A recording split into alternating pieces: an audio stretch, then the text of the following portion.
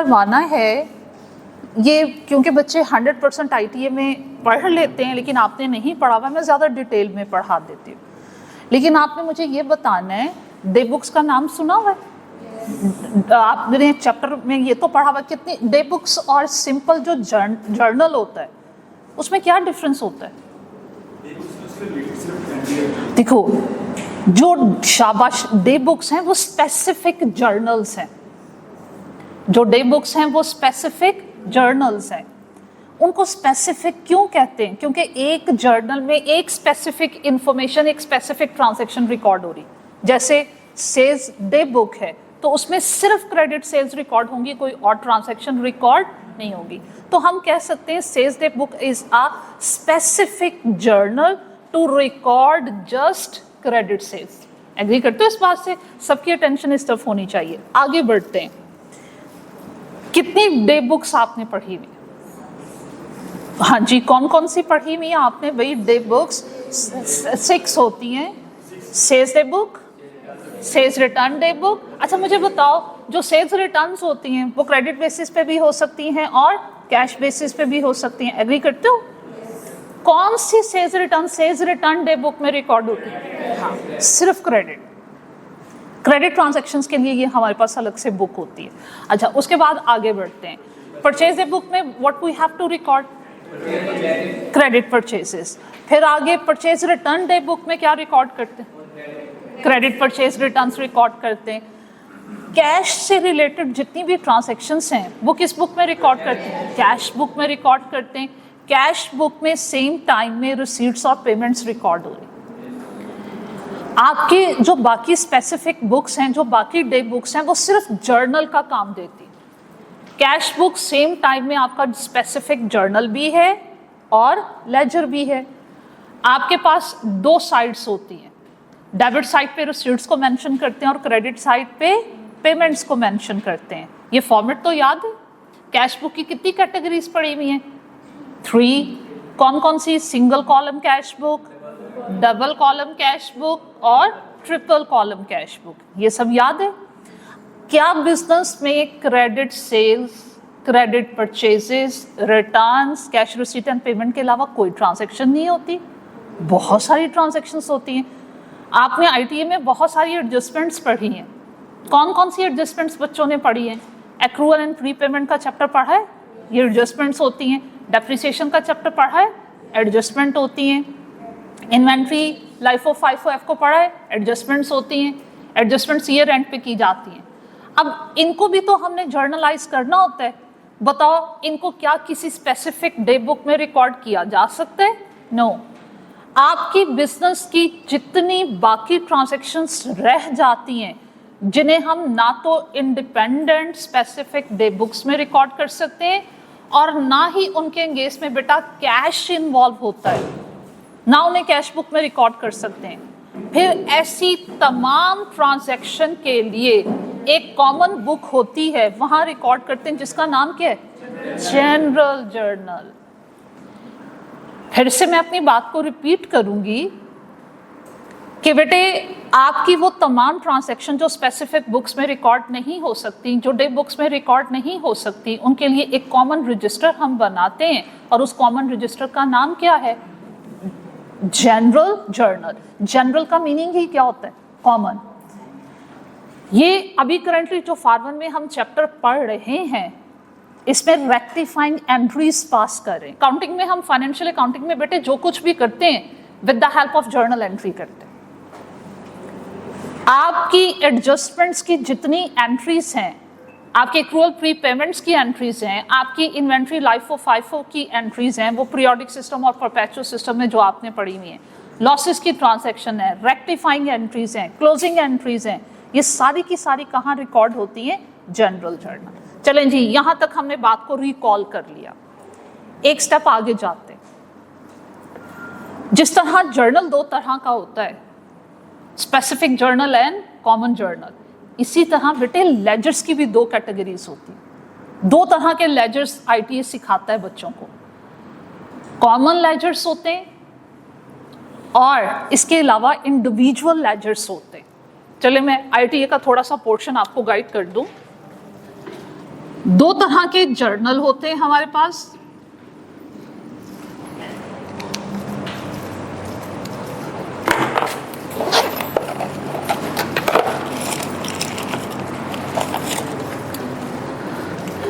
जी, दो तरह के आपके पास जर्नल्स होते हैं।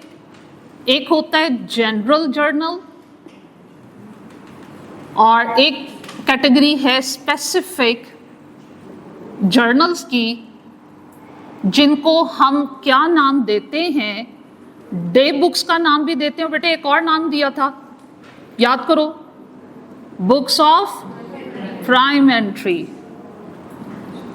अच्छा, फिर उसके बाद जर्नल से डाटा हम ले जाते हैं टूवर्ड्स लेजर्स।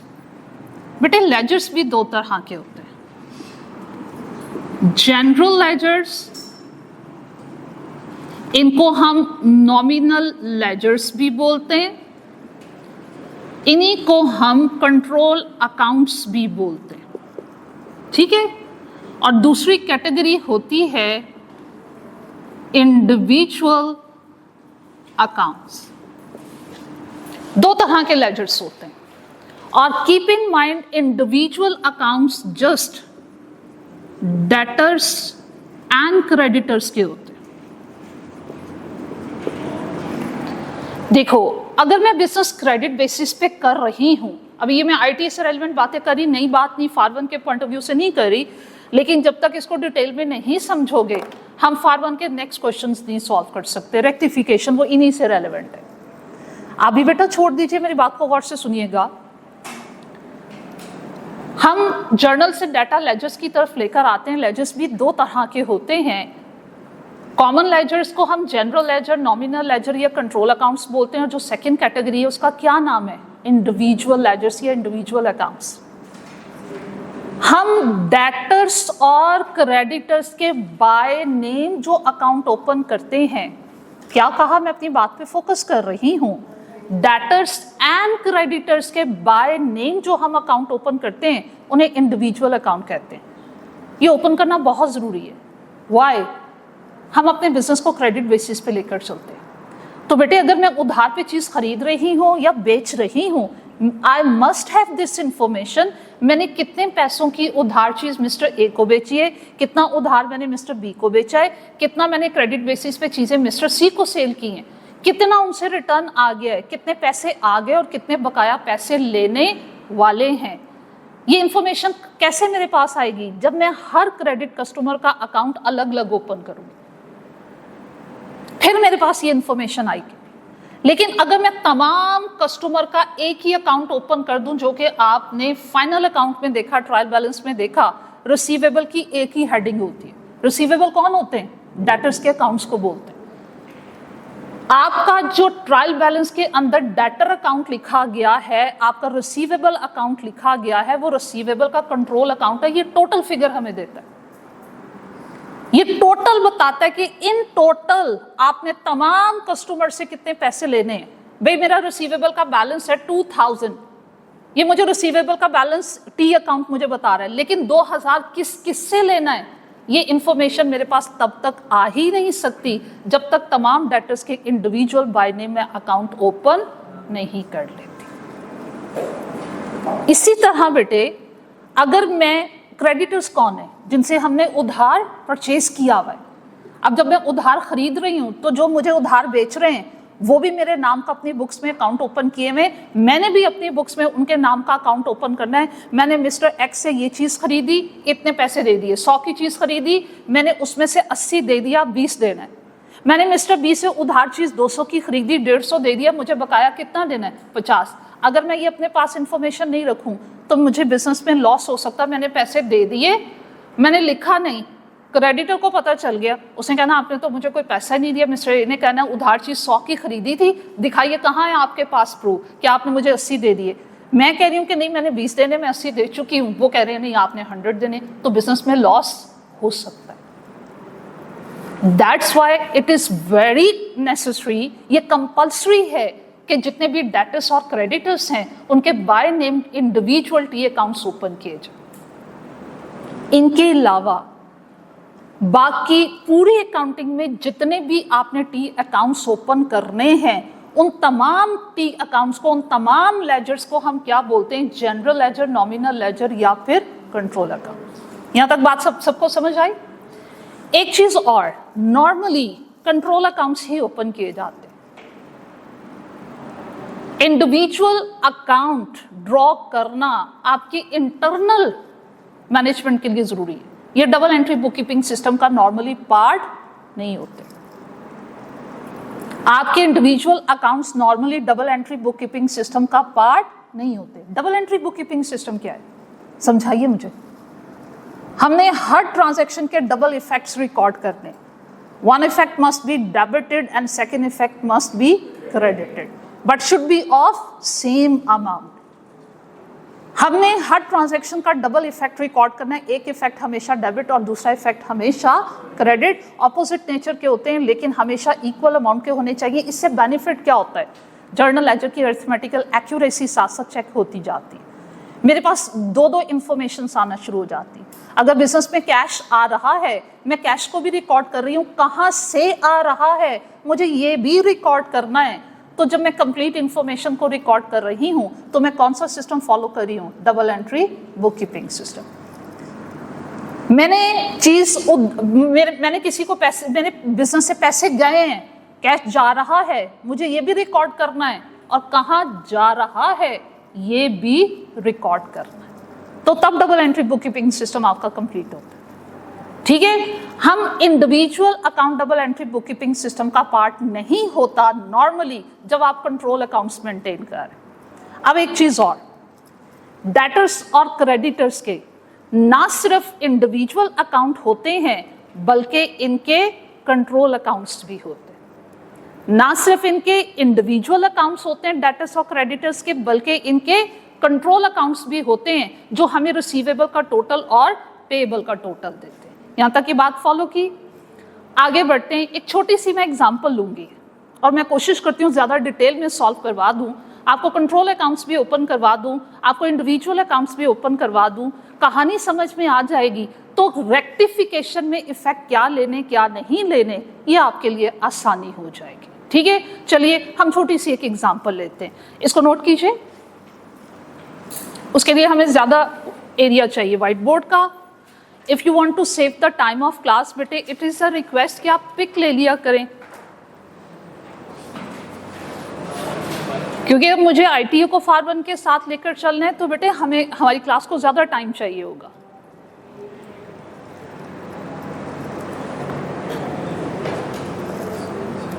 ओके हो गया? इरेज कर दूं बेटे? चलें, अब समझिएगा इनका कोरिलेशन। उसके लिए एक सिंपल सा हम क्वेश्चन खुद से बनाते हैं। चलें भाई, मैं यहां पे ड्रॉ कर रही हूं sales day book. Sales day book का फॉर्मेट याद है, वो पढ़ा हुआ है। जो कंपल्सरी कॉलम्स है वो हम ड्रॉ करते हैं। पहला कॉलम हमेशा किस चीज का? डेट। फिर यहाँ पे हाँ स्पेसिफिकली, क्योंकि ये सेल्स डे बुक है तो बेहतर है डेटर्स नेम, और हम ये अमाउंट का कॉलम ड्रॉ कर लेते हैं। अब मैं यहाँ पे सपोज करने जा रही हूं, ये कोई भी डेट है भाई, ये हम 10th जनवरी है, फिर उसके बाद 20th मार्च है, फिर हम उसके बाद 30th जून सपोज कर लेते हैं।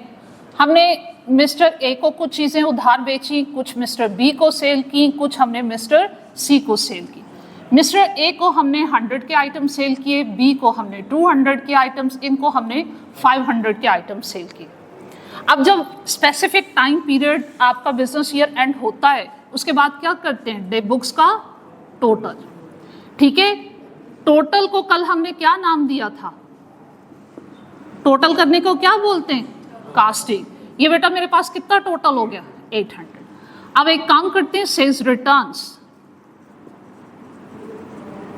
डे बुक,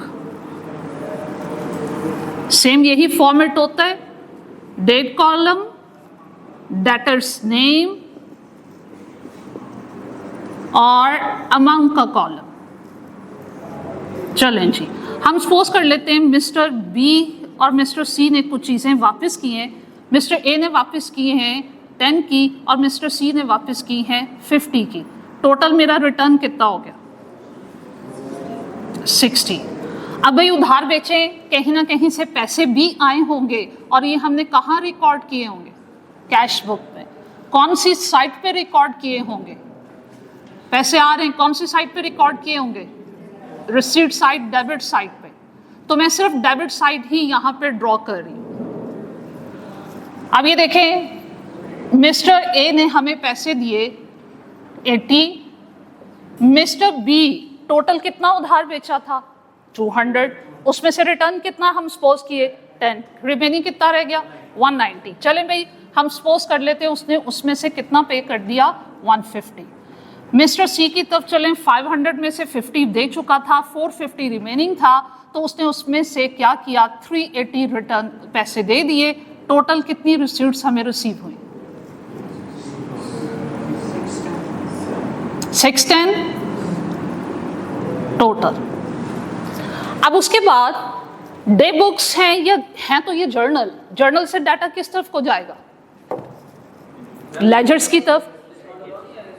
हम फॉर द टाइमिंग हम स्किप कर देते हैं, ठीक है, हम डिस्काउंट नहीं दे रहे इनको। अब ये देखो, उसके बाद आगे बढ़ते हैं, लेजर्स की तरफ जा रहे हैं और लेजर्स में मैं सिर्फ नॉमिनल लेजर्स ड्रॉ कर रही हूं, ठीक है। और क्रेडिट सेल की एंट्री बनाइए। सेल्स डे बुक से मुझे क्या इंफॉर्मेशन मिलती है? क्रेडिट सेल्स की। क्रेडिट सेल्स की जर्नल एंट्री पास कीजिए। क्या होता है? Receivable to sales. तो भाई एक रिसीवेबल का अकाउंट मुझे ओपन करना होगा, एक सेल्स का अकाउंट ओपन करना होगा। चलिए मेरे साथ पोस्टिंग करवाइए। पोस्टिंग तो सब बच्चों को आती होगी, ठीक है। रिसीवेबल अकाउंट की कौन सी साइड पे? डेबिट साइड पे। कितनी अमाउंट? 800, ठीक है। और ऑपोजिट अकाउंट टाइटल यहां यूज करेंगे। ऑपोजिट अकाउंट टाइटल क्या है? सेल्स है। और सेल्स अकाउंट की कौन सी साइड पे अकाउंट टाइटल क्या यूज करेंगे? रिसीवेबल। चलिए सेल्स रिटर्न की एंट्री पास कीजिए। सेल्स रिटर्न्स डेबिट और रिसीवेबल क्रेडिट। तो भाई मुझे एक और अकाउंट ओपन करना है, किस नाम से? सेल्स रिटर्न्स के नाम से। सेल्स रिटर्न अकाउंट की कौन सी साइड पे बेटा जी? डेबिट साइड पे। और अमाउंट कितनी आएगी? 60। और ऑपोजिट अकाउंट टाइटल यूज करेंगे जो कि क्या है? रिसीवेबल। इसका दूसरा इफेक्ट कहां जाएगा? रिसीवेबल अकाउंट की क्रेडिट साइड पे। किस नाम से? सेल्स रिटर्न्स के नाम से। कस्टमर से कैश रिसीव कर रहे हो, एंट्री कीजिए। कैश आ रहा है, कैश डेबिट और रिसीवेबल क्रेडिट। कैश बुक की डेबिट साइड पे तो आप इफेक्ट ले चुके हुए हैं, ठीक है। अब इसका रिसीवेबल की क्रेडिट साइड पे इफेक्ट लेंगे। यहां लिखेंगे cash received and how much? 610। अब बेटा इसको बैलेंस करते हैं और बताइएगा इसका बैलेंस कैरेड डाउन कितना आ रहा है। 800 में से 670 माइनस किया 130, ये बैलेंस आ रहा है। अब गौर कीजिएगा जरा, मैंने डे बुक्स के टोटल्स को कंट्रोल अकाउंट नॉमिनल लेजर्स में ट्रांसफर किया, इंडिविजुअल अमाउंट को ट्रांसफर नहीं किया। अगर मैं इंडिविजुअल अकाउंट ओपन नहीं करती तो फिर मुझे मेरी बुक्स इंफॉर्मेशन क्या दे रही हैं? मेरी टोटल सेल्स हैं 800, मेरे टोटल रिसीवेबल से जो कलेक्शन होनी है वो कितनी होनी है? 130। लेकिन अगर मेरी टोटल सेल्स 800 है तो कंट्रोल अकाउंट जो कि टोटल अकाउंट्स होते हैं वो मुझे हर चीज का टोटल बता रहे हैं, उनकी बाइफर्केशन नहीं बता रहे। 800 में से कितनी चीज मिस्टर ए को बेची, कितनी मिस्टर बी को सेल की, कितनी मिस्टर सी को सेल की। इंडिविजुअल डिटेल के लिए मुझे किसको कंसल्ट करना पड़ेगा? Sales table. ये मैंने जनरल लेजर्स ड्रॉ किए जिनको नॉमिनल लेजर के अलावा मैंने क्या नाम दिए? Control account. अब जनाब मैंने 130 किस किस से लेना है, इसके लिए हम क्या करते हैं? अलग से सब्सिडरी बुक्स ओपन करते हैं डेटर्स के नाम से। मिस्टर ए के अकाउंट में सिर्फ मिस्टर ए की ट्रांजैक्शन, मिस्टर बी के अकाउंट में सिर्फ मिस्टर बी की ट्रांजैक्शंस। ओके, अब हम इसके पैरेलल यहां ओपन करते हैं individual accounts. Mister A, mister B और बेटा मिस्टर सी। ये आपके कौन से अकाउंट हैं? ये रिसीवेबल के इंडिविजुअल अकाउंट है। इसका फॉर्मेट भी वही होता है जो रिसीवेबल के टोटल अकाउंट का होता है, जिसे हम क्या बोलते हैं? Control account. चलिए, सेल्स हमेशा रिसीवेबल अकाउंट की कौन सी साइड पे? डेबिट साइड पे। डे बुक से इंडिविजुअल अमाउंट्स ने यहां ट्रांसफर होना है।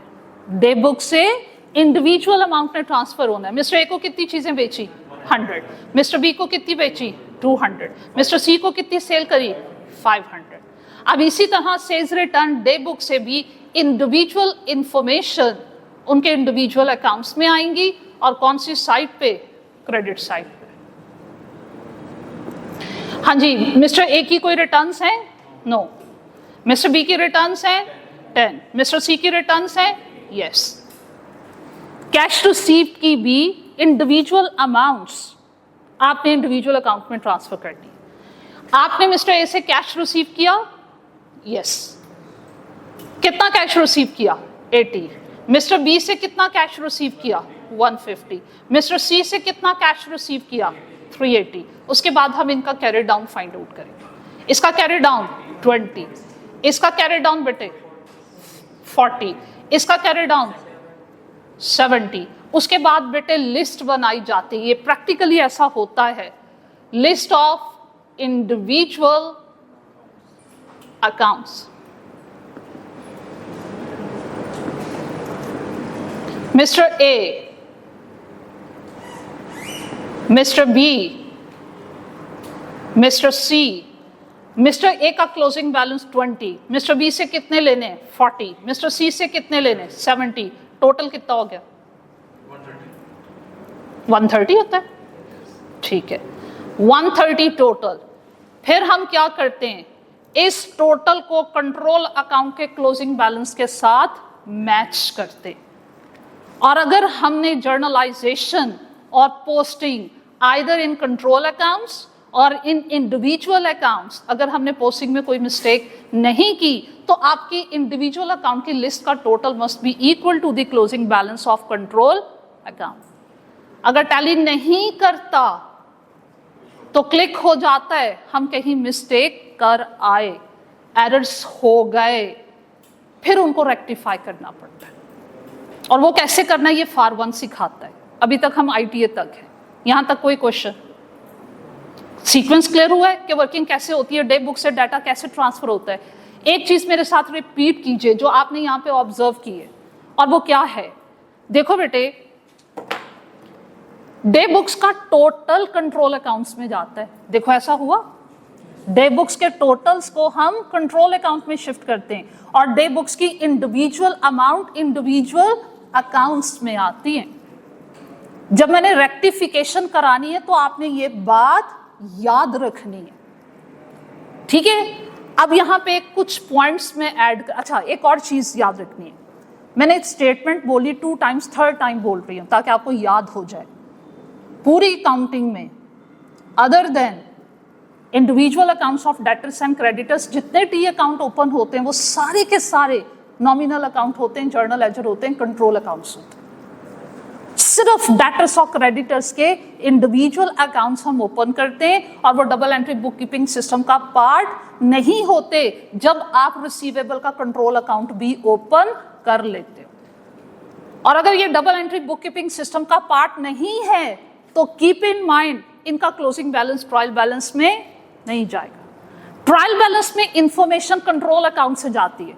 जब बेटे मैंने ट्रायल बैलेंस बनाना है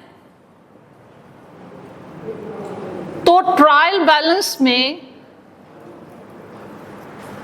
मैंने क्या करना है भाई? पहला टी अकाउंट है रिसीवेबल, मैंने रिसीवेबल का क्लोजिंग बैलेंस मेंशन करना है और वो कितना है? 130। मैंने उनकी डिवीजन नहीं देनी, receivable of A, receivable of B, receivable of C.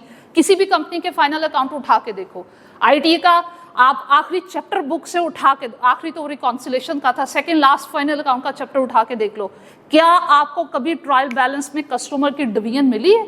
Never. भाई अगर हम ट्रायल बैलेंस में बेटे कस्टमर की डिवीजन देने बैठ गए, ट्रायल बैलेंस तो एक समरी होती है, और जो आपकी जॉइंट कंपनीज होती हैं उनके तो मिलियंस में कस्टमर होते हैं, एक पूरी किताब ट्रायल बैलेंस की बन जाएगी, समरी नहीं रहेगी वो। तो keep in mind trial balance में कंट्रोल अकाउंट के बैलेंसेस कैरी फॉरवर्ड होते हैं, इंडिविजुअल अकाउंट के बैलेंस कैरी फॉरवर्ड नहीं होते। आगे बढ़िए, रिसीवेबल के बाद सेल्स का कितना क्लोजिंग बैलेंस आएगा? 800। सेल्स रिटर्न्स का क्लोजिंग बैलेंस आएगा, ये भी कंट्रोल अकाउंट है, कितना आएगा? 60। कैश हमने रिसीव किया 610, ये हमारे पास बैलेंस आएगा। तो कंट्रोल अकाउंट से बैलेंसेस कैरी फॉरवर्ड होते हैं, इंडिविजुअल अकाउंट से बैलेंस कैरी फॉरवर्ड नहीं होते। यहां तक ओके? अब आते हैं फार 1 की तरफ। क्या क्या एरर्स हो सकते हैं और उनका इफेक्ट कहां कहां होगा? क्वेश्चन में वो क्लियरली मेंशन करेगा, कभी कहेगा हम रिसीवेबल के control account plus individual accounts को लेकर चल रहे हैं, कभी क्वेश्चन में कहेगा भाई हम डेटर और क्रेडिटर का कंट्रोल अकाउंट नहीं बना रहे, सिर्फ इंडिविजुअल अकाउंट बना रहे, कभी कहेगा भाई इंडिविजुअल अकाउंट नहीं बना रहे, सिर्फ कंट्रोल अकाउंट बना रहे। आपने क्वेश्चन में उसने ये बोल्ड करके लिखा होता है, उसके अकॉर्डिंगली रेक्टिफिकेशन करनी है आपने, ठीक है? अब देखो एरर्स क्या हो सकते हैं, सोचना है, समझना है और फिर मुझे बताना है, ठीक है? चलो भाई, एरर नंबर 1, डे बुक्स का टोटल करते हुए गलती हो गई। सबकी अटेंशन चाहिए, डे बुक्स का टोटल कर रहे थे, वहां मिस्टेक हो गई। इंडिविजुअल अमाउंट मैंने बिल्कुल ठीक लिखी, टोटल बन रहा था 800, मैंने गलती से क्या लिख दिया? 900। टोटल की मिस्टेक जो है वो किसको इफेक्ट करेगी? इंडिविजुअल अकाउंट को इफेक्ट करेगी या कंट्रोल अकाउंट्स को? Control account. किस किस कंट्रोल अकाउंट को? एक तो आपका डेफिनेटली यहां मिस्टेक है, तो यहां पे भी मिस्टेक हुई होगी, 900 की मिस्टेक यहां हो गई और 900 की ही मिस्टेक सेल्स अकाउंट में हो गई। तो वो बताएगा टोटल की गलती हुई, खुद समझिएगा। अगर टोटल में मिस्टेक हुई है डे बुक्स के टोटल में, वो कंट्रोल अकाउंट को इफेक्ट करती है, वो इंडिविजुअल अकाउंट को इफेक्ट नहीं करती। अब वो दोनों कंट्रोल अकाउंट को इफेक्ट करेगी, तो ये डबल साइडेड एरर हुआ। दोनों को रेक्टिफाई करोगे, करो जरा rectify, try to rectify it. क्या हुआ? आपकी क्रेडिट से ज्यादा रिकॉर्ड हो गई। कितने से ज्यादा रिकॉर्ड हो गई? 100 से। कैसे रेक्टिफिकेशन करोगे? उल्टी एंट्री पास कर दो। आप क्या करोगे? सेल्स को डेबिट और रिसीवेबल को क्रेडिट। कितनी अमाउंट से? 100 अमाउंट से। अच्छा, वो ये भी कह सकता है टोटल में मिस्टेक हुई लेकिन रिसीवेबल में करेक्ट फिगर आपने लिख दी, सेल्स में सिर्फ मिस्टेक थी, सेल्स 100 से ज्यादा रिकॉर्ड होगी। क्या करो? सेल्स को डेबिट कर दें, शाबाश। सस्पेंस अकाउंट को क्या करोगे? क्रेडिट, क्योंकि सिंगल साइडेड एरर। क्लियर हो गया बेटे? अच्छा भाई, उसके बाद वो कहता है ये टोटल ठीक था लेकिन यहां गलती हो गए, हम 60 की बजाय लिख दिए भाई 50 लिख दिए गलती से।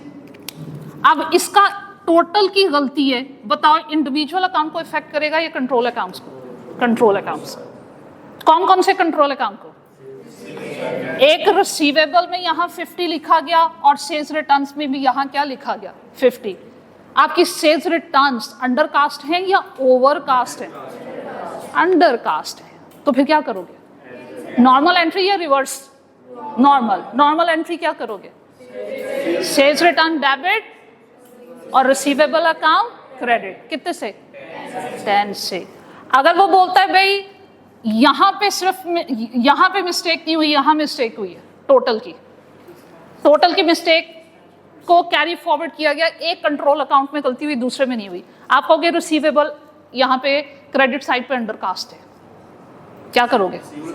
रिसीवेबल को क्रेडिट करोगे, डेबिट किसको करोगे?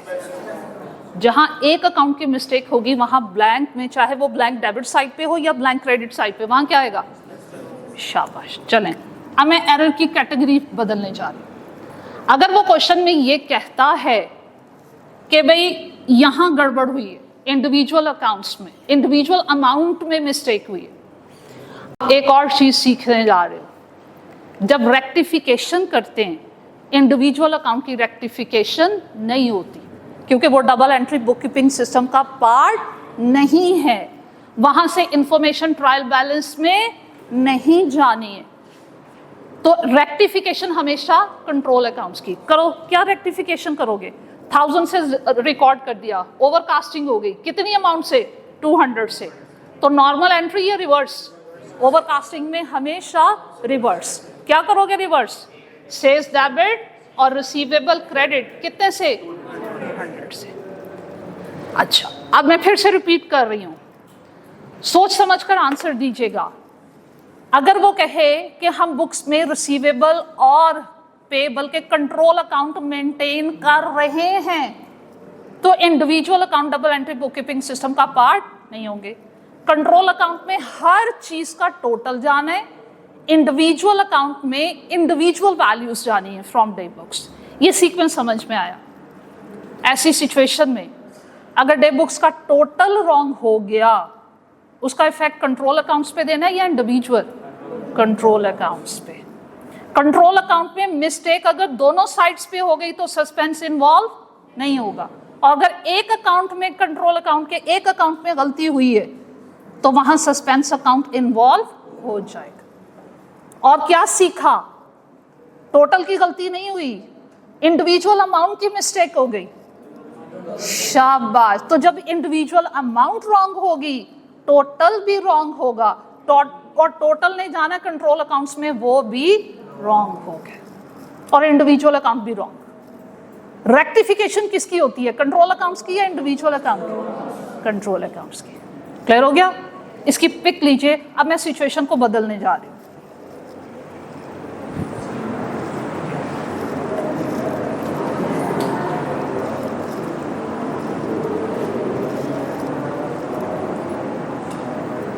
एक काम करो, बुक्स ओपन करो, आपको दिखा भी दें।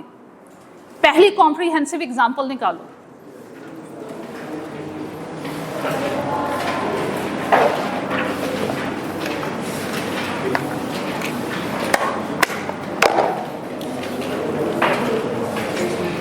इस चैप्टर की फर्स्ट कॉम्प्रिहेंसिव एग्जांपल वो निकालिएगा मेरा बेटे, वो है पेज नंबर 213, पेज नंबर 213।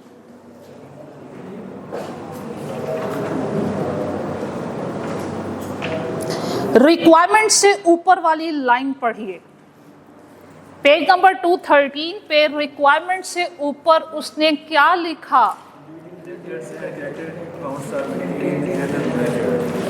यहां कहता है जनरल लेजर में डेटर्स एंड क्रेडिटर्स के हम इंडिविजुअल अकाउंट मेंटेन कर रहे हैं। जब वो ये स्टेटमेंट लिखे तो इसका मतलब होगा, जो दूसरी सिचुएशन मैंने आपको समझानी है, कि भाई फिर रिसीवेबल का कंट्रोल अकाउंट ओपन नहीं होगा, फिर रेक्टिफिकेशन का तरीकाकार कुछ और हो जाएगा। बुक क्यों ओपन करवाई है? इसलिए रेक्टिफिकेशन के जितने भी क्वेश्चंस पढ़ोगे, रेक्टिफिकेशन से पहले वो आपको गाइड करेगा कहाँ सिर्फ कंट्रोल अकाउंट है, कहाँ सिर्फ इंडिविजुअल अकाउंट है, कहाँ पे दोनों अकाउंट्स ओपन हो रहे हैं। ये एग्जामिनर एग्जाम्स में भी बताता है, अदरवाइज इनकी रेक्टिफिकेशन पॉसिबल नहीं है।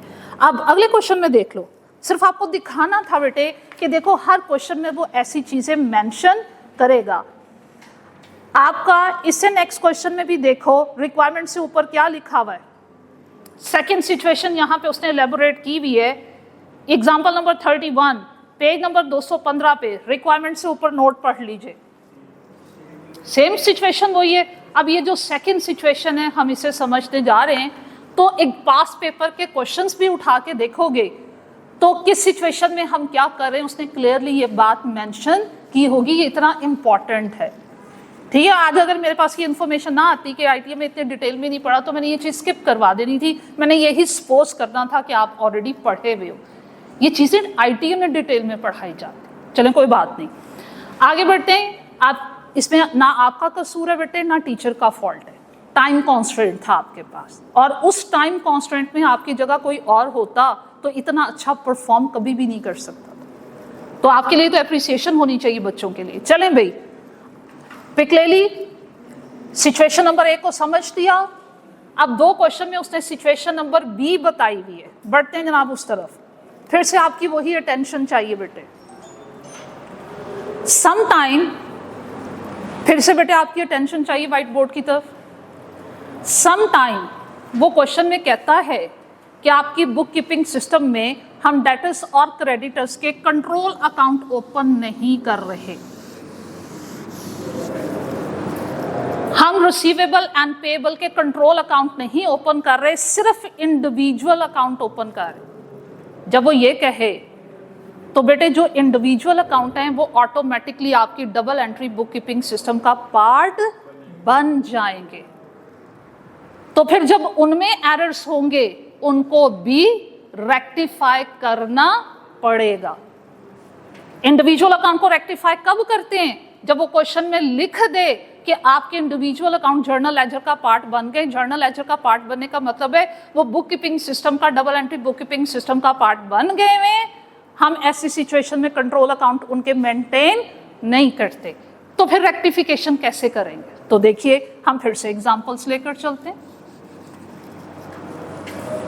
जब वो कहता है कंट्रोल अकाउंट नहीं मेंटेन कर रहे, याद रखिए मैं बार बार इस चीज पे फोकस कर रही हूं। किसके कंट्रोल अकाउंट? सिर्फ डेटर्स एंड क्रेडिटर्स के कंट्रोल अकाउंट नहीं है, बाकी कंट्रोल अकाउंट तो रहने ही रहने, बाकी कंट्रोल अकाउंट्स तो रहने ही रहने। अच्छा, अब अगर ऐसा होगा तो मिस्टेक्स के इफेक्ट्स देखते हैं। ऐसी सिचुएशन में इंडिविजुअल अमाउंट की मिस्टेक हो गई, 100 की जगह हमने लिख दिया 110। तो जब इंडिविजुअल अकाउंट की मिस्टेक हुई तो टोटल भी रॉन्ग हुआ। जब टोटल रॉन्ग हुआ तो किस किस पे इफेक्ट जाएगा? आपके कंट्रोल अकाउंट्स भी रॉन्ग, ये वाले, ठीक है, ये वाले कंट्रोल अकाउंट्स भी रॉन्ग और इंडिविजुअल अकाउंट भी रॉन्ग। रेक्टिफिकेशन की जरूरत पड़ेगी इंडिविजुअल अकाउंट की, यस, ठीक है। अच्छा भाई, ये ठीक था, सिर्फ टोटल करते वक्त गलती कर दी। अब अगर टोटल करते हुए गलती कर दी, आपके individual account double entry book keeping system का पार्ट बन गए, तो फिर इंडिविजुअल अकाउंट की भी गड़बड़ हो गई और कंट्रोल अकाउंट की भी गड़बड़ हो गई। आपको दोनों को रेक्टिफाई करना पड़ेगा। अब डिफरेंस क्या है दोनों मेथड्स में? सुनिएगा, मैं अपनी बात को डिफरेंट एंगल से करने जा रही हूं। अगर वो क्वेश्चन में कहे कि हम डेटर्स और क्रेडिटर्स के सिर्फ इंडिविजुअल अकाउंट मेंटेन कर, इसका मतलब है वो कहना चाह रहा होगा कि हम कंट्रोल अकाउंट मेंटेन नहीं कर रहे। फिर जिस तरह की मर्जी गलती हो, टोटल की हो या इंडिविजुअल की हो, वो रिसीवेबल को भी इफेक्ट करेगा और सेल्स रिटर्न को भी इफेक्ट करेगा। ये पहाड़ा याद करा देती हूँ, टेबल फिर से सुनो क्या कहा। फिंगर टिप्स पे बातें लिख लो। सुनिए पहले, बी मेथड है, कंट्रोल अकाउंट हम ओपन नहीं कर रहे। किसका कंट्रोल अकाउंट? Receivable payable. ऐसी सिचुएशन में सिर्फ इंडिविजुअल अकाउंट्स ओपन हो रहे, तो किसी भी किस्म का अगर एरर होगा, चाहे टोटल का या इंडिविजुअल अकाउंट अमाउंट का, वो रिसीवेबल और पेएबल के इंडिविजुअल अकाउंट को भी इफेक्ट करेगा और सेल्स रिटर्न्स के अकाउंट को भी इफेक्ट करेगा। और अगर हम कंट्रोल अकाउंट मेंटेन कर रहे हैं तो फिर जो इंडिविजुअल अकाउंट होंगे वो double entry book keeping system का पार्ट नहीं होंगे, उनकी रेक्टिफिकेशन नहीं करेंगे। तब अगर वो कहे कि टोटल की मिस्टेक है, तो टोटल की मिस्टेक नॉर्मली उसमें वो एज्यूम कर लेता है कि रिसीवेबल पेएबल में गलती नहीं है। फिर गलती कहाँ है? सेल्स और सेल्स रिटर्न्स, परचेज और परचेज रिटर्न में गलती हुई। ये मैंने डिफरेंट एंगल से समझा दी। फिर से रिपीट करूं, कंट्रोल अकाउंट हम मेंटेन कर रहे हैं, टोटल की गलती हो गई, वो रिसीवेबल को भी इफेक्ट करेगी और सेल्स रिटर्न्स को भी इफेक्ट करेगी। लेकिन अगर वो कहता है कि कंट्रोल अकाउंट मेंटेन नहीं करे, इंडिविजुअल है, तो टोटल की गलती सिर्फ सेल्स रिटर्न्स को इफेक्ट करेगी, रिसीवेबल का क्योंकि टोटल अकाउंट है ही नहीं है, इंडिविजुअल अकाउंट में इंडिविजुअल अमाउंट्स जानी है, उसने इफेक्ट नहीं होगा। अब समझ में आ गया? चलो इसकी पिक लो। अब एग्जाम्पल नंबर 1 में मैं आपको वो पॉइंट ढूंढ के बताती हूँ। देखो, आपने खुद ब खुद रेक्टिफिकेशन करनी। एग्जाम्पल नंबर 1 निकाले, मैं सिर्फ उतना सा पार्ट आपको सॉल्व करवाती हूँ जहां पे बेटे आपके रिसीवेबल या पेएबल का जिक्र हो रहा होगा। मैंने रिक्वायरमेंट से पहले नोट पढ़ना है। कहते हैं individual debtors and creditors account हम मेंटेन कर रहे हैं जनरल लेजर में। हम इंडिविजुअल अकाउंट अगर वो कह रहे हैं मेंटेन कर रहे हैं तो वो समझाना चाह रहा है आपको कि डेटर और क्रेडिटर का कंट्रोल अकाउंट नहीं है, इसलिए टोटल की गलती इंडिविजुअल अकाउंट को इफेक्ट नहीं करेगी। ट्रांजैक्शन नंबर 1, टोटल का वर्ड आ गया। टोटल इंडिविजुअल अकाउंट में जाते हैं? टोटल इंडिविजुअल अकाउंट में जाएंगे? नहीं जाएंगे, इसलिए वो इंडिविजुअल अकाउंट में उसका इफेक्ट भी नहीं जाएगा। हम फर्ज करेंगे कि इंडिविजुअल अकाउंट में गलती हुई नहीं। तो टोटल परचेजेस थी in the period were recorded at ₹100 below their correct value, although the total value of the trade payable was correctly recorded. ये स्टेटमेंट ना भी लिखता कि पेएबल में गलती नहीं हुई है, ऐसी सिचुएशन में आपने एज्यूम ही ये करना था कि परचेज रिटर्न, सेल्स और सेल रिटर्न की गलती हुई है, पेएबल और डेटर्स की गलती नहीं हुई। रेक्टिफिकेशन करो, क्या करें? परचेजेस ज्यादा रिकॉर्ड है या कम रिकॉर्ड है? कम रिकॉर्ड है, तो परचेजेस को मजीद कैसे रिकॉर्ड करोगे? परचेज को डेबिट करोगे, क्रेडिट किसको करें? सस्पेंस। अगर मैं इस क्वेश्चन की स्टेटमेंट बदल दूं, सुने, वो कहता है डेटर्स एंड क्रेडिटर्स के भी इंडिविजुअल अकाउंट मेंटेन के होने के साथ साथ कंट्रोल अकाउंट भी मेंटेन हो रहे, और वो दूसरी लाइन ना लिखता कि कंट्रोल डेटर क्रेडिटर में कोई गलती ना हुई, तो ऐसी सिचुएशन में मैंने सपोज करना है कि परचेजेस भी अंडर कास्ट हैं और पेएबल्स भी अंडर कास्ट है। ठीक है, ये पॉइंट फॉलो किया? फिर से सुनो, एक और डिफरेंट एंगल से समझा देती हूँ। अगर purchases, sales, purchase return, sales return की गलती हुई, कौन सी साइड पे हुई? क्या सिर्फ परचेजेस और सेल्स और रिटर्न इफेक्ट हुए या डेटर्स एंड क्रेडिटर्स भी इफेक्ट हुए? ये हमें कैसे पता चलेगा? ये हमें वो रिक्वायरमेंट से ऊपर जो नोट देगा। अगर वो कहते हैं कि सिर्फ इंडिविजुअल अकाउंट मेंटेन हो रहे हैं तो टोटल की गलती सिर्फ परचेज, परचेज रिटर्न, सेल्स और सेल्स रिटर्न को इफेक्ट करेगी, डेटर क्रेडिटर को इफेक्ट नहीं करेगी। लेकिन अगर वो कहता कि उनके कंट्रोल अकाउंट हैं, फिर हम कहेंगे कि दोनों साइड पे उसका इफेक्ट हुआ है, डेटर्स भी इफेक्ट हुए हैं और क्रेडिटर्स भी इफेक्ट। अब क्लियर हो गया? चलो एक और एंट्री आपको ऐसी ढूंढ के बताते हैं। हम कोशिश करते हैं जहां डेटर से रेलेवेंट मिस्टेक है उसको भी अकाउंट फॉर कर लिया जाए, लेकिन यहाँ डेटर क्रेडिटर से रेलेवेंट कोई मिस्टेक नहीं है। चलें क्वेश्चन नंबर 30 की तरफ आइएगा जरा। क्या रिक्वायरमेंट से पहले कोई ऐसी बात उसने लिखी है? नहीं। अगर उसने ऐसी बात बेटे नहीं लिखी हुई, स्पेसिफिक नोट नहीं दिया हुआ, तो अब हम क्या एज्यूम करें? Control account. अगर इंडिविजुअल अकाउंट होंगे तो बताएगा, अगर नोट नहीं दिया हुआ तो कंट्रोल अकाउंट्स। तो फिर अगर गलती हुई उसका effect sales, sales return, purchase, purchase return में भी इफेक्ट दोगे, पेएबल और रिसीवेबल पे भी इफेक्ट दोगे। पहला एरर पढ़ो, क्या कहता है? कहता है sales included an outstanding balance of 5 lakh for which a customer would need to pay 4,85,000 only. If the payment is made within 30 days, the customer is expected to pay within 30 days. ये भी ITA के chapter number 2 ने समझाया था, शायद ना पढ़ा, वो ज़ाहरा ट्रेडर वाला क्वेश्चन था। मुझे तो क्वेश्चन भी याद है बेटा, 20 सालों में पेज नंबर याद हो जाते। तो सुनिएगा, ITA ने आपको समझाया था, क्या समझाया था उसको छोड़ो, प्रूडेंस कॉन्सेप्ट क्या पढ़ा है?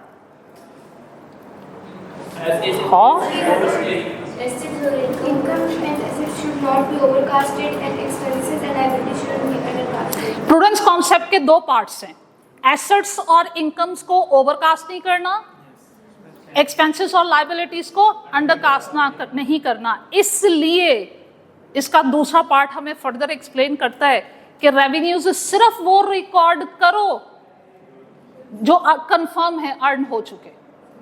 लेकिन उसने एक्सपेंसेस के बारे में प्रूडेंस कॉन्सेप्ट ने क्या कहा है, वो भी एक्सपेंसेस रिकॉर्ड करो, लॉसेस वो भी रिकॉर्ड करो जो एक्चुअल में इंकर्ड हो चुके, प्लस एक्सपेक्टेड लॉसेस को भी रिकॉर्ड करो।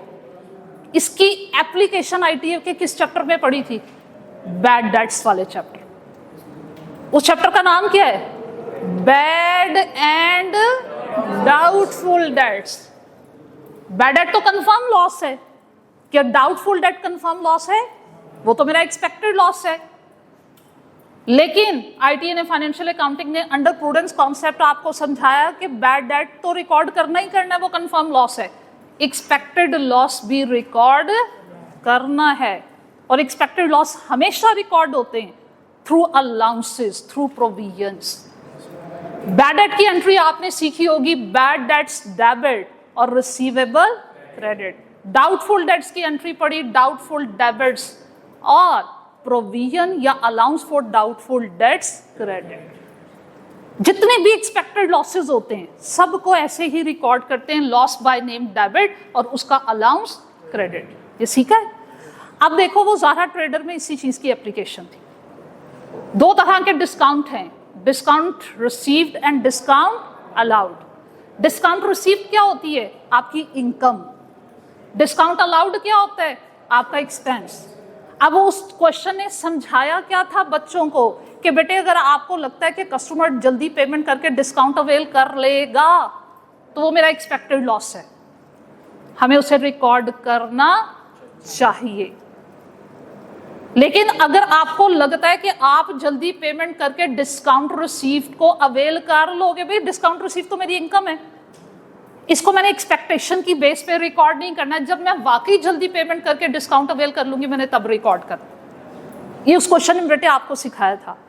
अब देखो, जब आपको लग रहा है कि 5 लाख के रिसीवेबल में सेल्स में आपने 5 लाख की अमाउंट ऐड की है, जबकि आपको लगता है कि कस्टमर जल्दी पेमेंट करेगा, और कितनी पेमेंट करेगा? 4,85,000 की पेमेंट करेगा और आपसे डिस्काउंट 15,000 का ले लेगा। आप एक्सपेक्ट कर रहे हो, तो क्या 15,000 के डिस्काउंट को रिकॉर्ड होना चाहिए था ना? उसे सेल्स में से माइनस होना चाहिए था ना? तो लेकिन हमने क्या किया, सेल्स को रिकॉर्ड होना चाहिए था 4,85,000 से, आपने सेल्स को रिकॉर्ड कर लिया 5 लाख से, 15,000 से सेल्स ज्यादा रिकॉर्ड होगी। क्या करें? रिवर्स कर दो। अब सेल्स को कैसे रिवर्स करोगे? सेल्स का नॉर्मल बिहेवियर क्या होता है? क्रेडिट। तो जब रिवर्स करोगे, सेल्स ने डेबिट हो जाना है, क्या रिसीवेबल को क्रेडिट करें? डिपेंड कि आप कंट्रोल अकाउंट ओपन कर रहे हो या इंडिविजुअल। क्वेश्चन इज साइलेंट, तो मैंने सपोज करना कंट्रोल अकाउंट मेंटेन हो रहे थे तो रिसीवेबल भी इफेक्ट हुआ। तो इसलिए देखो, उसे एंट्री की होगी यही, सेल्स डेबिट और रिसीवेबल क्रेडिट। लेकिन अगर क्वेश्चन में नोट दे देता कि हम डेटर्स और क्रेडिटर्स के इंडिविजुअल अकाउंट सिर्फ मेंटेन करें, कंट्रोल नहीं, फिर मैंने क्रेडिट में रिसीवेबल नहीं लिखना था, फिर क्या लिखना था? Suspense account. अल्हम्दुलिल्लाह बच्चों को अब क्लियर हो गया हुआ है पॉइंट। हाँ जी, क्लियर है? Happy happy? आधे से ज्यादा लेक्चर मेरा आईटीए में चला गया। चलो खैर, एनी हो, बाकी बातें इंशाल्लाह कल करेंगे, ठीक है? ओके बेटा जी, अटेंडेंस कंप्लीट करें।